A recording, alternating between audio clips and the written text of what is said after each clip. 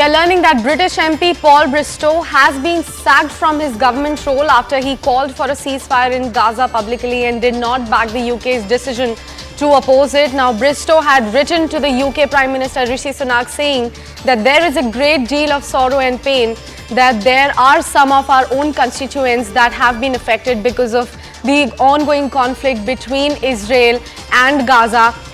CNN News 18 Siddhant. All right, we have CNN News 18's Kuhina joining us live from the newsroom to bring us details about this statement coming in from Paul Bristow. Kuhina, over to you. Well, Sakshi, this news is pertinent to this Conservative Member of Parliament who's been fired for asking for a complete ceasefire so that the humanitarian aid could reach the people in Gaza who actually need it. Now, he had written out a letter to the UK Prime Minister Rishi Sunak last week, and let's read out what some of the factors that he had written it out. Now, just allow me a moment.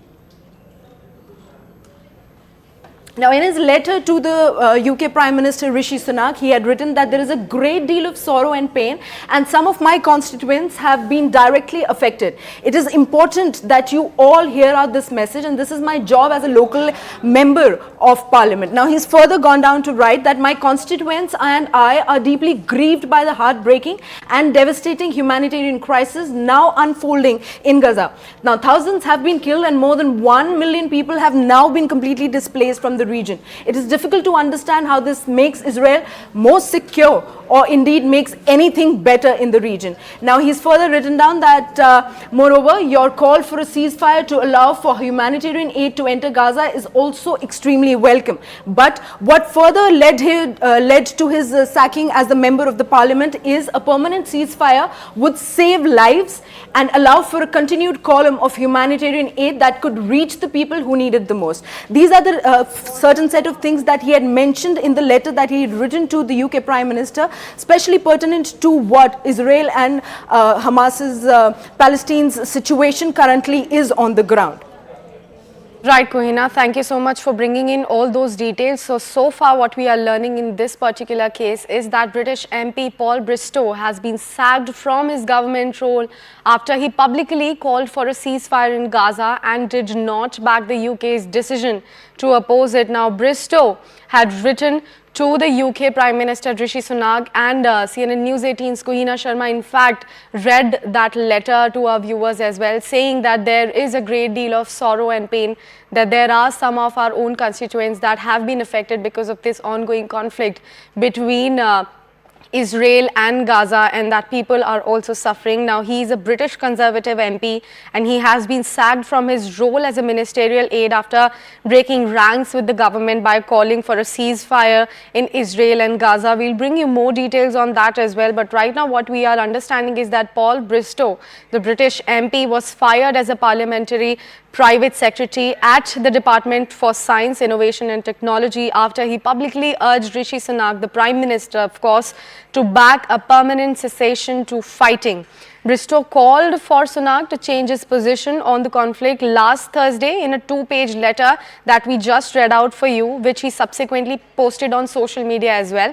We have CNN News 18 Siddhant back with us on the broadcast. Siddhant, coming back to you on this matter, we want to understand from you that he is not the first person who has been sacked for asking Rishi Sunak to, call for a ceasefire between Israel and Gaza. What we are also learning is that Andy McDonald was also sacked. Could you give us more details about that?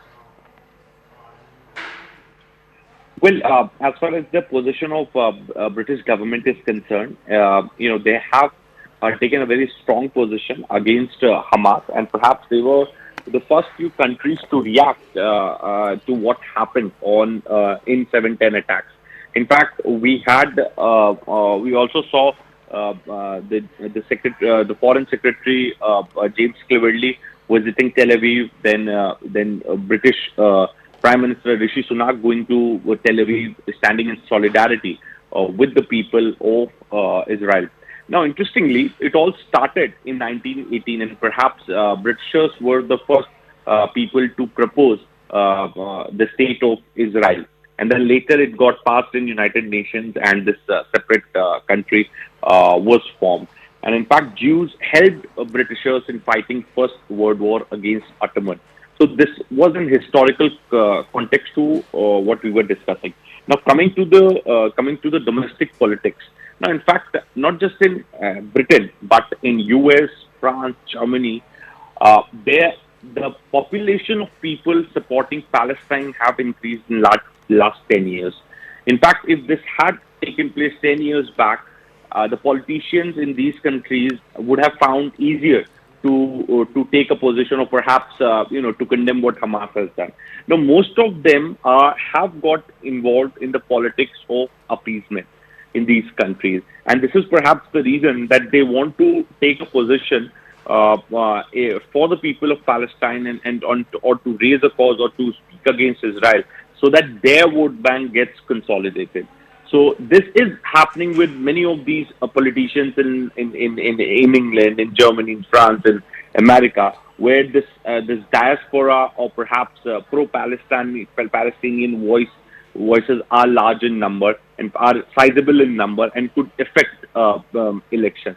And that is perhaps the reason that we are looking at this trend where we were discussing about MP getting sacked from British Parliament. Then we have also heard about the other MPs and other politicians from these Western Bloc countries from the Western Bloc supporting Palestine. So the core reason regarding this, the core reason of it is that there is a sizable population in different constituencies, and these politicians want to encash this movement. This is perhaps the reason that they are taking this position. I mean, look at United States of America also.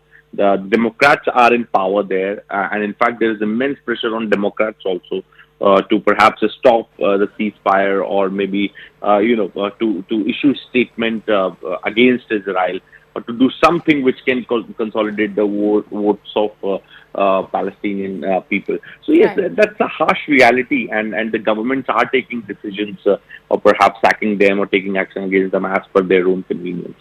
Back to you. Right, Siddhant.